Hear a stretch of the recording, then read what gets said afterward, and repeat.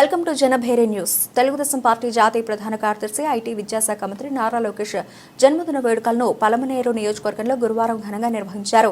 అందులో భాగంగా పలమనేరు పట్టణంలోని టవర్ క్లాక్ సర్కిల్లో పట్టణ మండల టీడీపీ నాయకుల ఆధ్వర్యంలో లోకేష్ జన్మదిన వేడుకలు జరిగాయి. ఈ సందర్భంగా నాయకులు కేక్ ను కట్ చేసి పలువురికి పంచిపెట్టారు. అనంతరం పట్టణ ప్రధాన కార్యదర్శి గిరిబాబు లోకేష్ సేవలను కొనియాడారు. రాష్ట్ర భవిష్యత్తును దృష్టిలో ఉంచుకుని లోకేష్ బాబు యువగళం పాదయాత్రను చేపట్టి రాష్ట్ర రాజకీయాల్లో పెను మార్పును తీసుకొచ్చారన్నారు.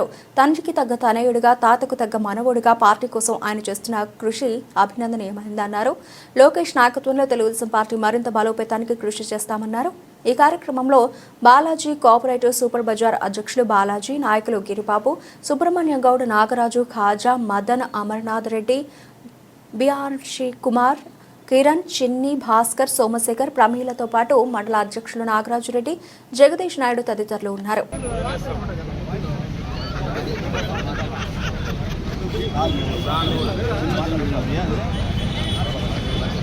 అందరికీ నమస్కారం. ఈరోజు తెలుగుదేశం పార్టీ ఆశాకిరణము, యువతకి భరోసా.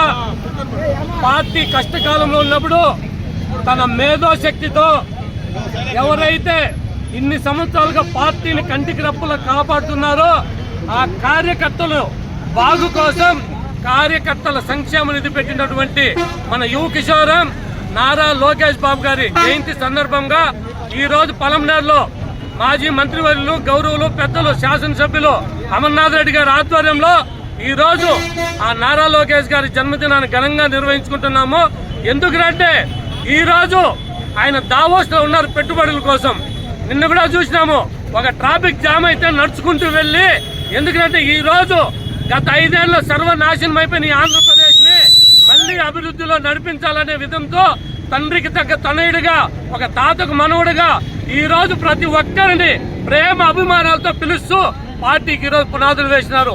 భవిష్యత్తు కూడా నారా లోకేష్ గారిని కూడా మేము ఈ సందర్భంగా తెలియజేసుకుంటూ, ఈ రోజు ఆయన యువగలం పాదయాత్ర చాలా మంది వెక్కిరించినారు. ఆయనకు తొడలు రాసుకుంటాయి, నడవలేడు, 3 రోజులుగా పడిపోతాడని తన మేధో శక్తితో తన సత్తా చూపించిన వ్యక్తి నారా లోకేష్ గారు. కాబట్టి ఆయన ఆధ్వర్యంలో మేమంతా కూడా ఈ కూటమి ప్రభుత్వం ఏ విధంగా ముందుకు పోతుందంటే ఈ సువర్ణ ఆంధ్రప్రదేశ్ సాధించే వరకు విశ్రమించాలని కూడా మేము తెలియజేసుకుంటూ ఆయనకి పలమనేరు తెలుగుదేశం పార్టీ తరఫున ప్రత్యేక ధన్యవాదాలు తెలియజేసుకుంటాము.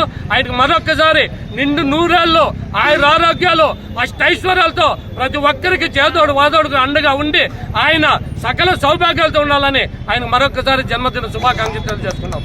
జై హింద్, జై తెలుగుదేశం.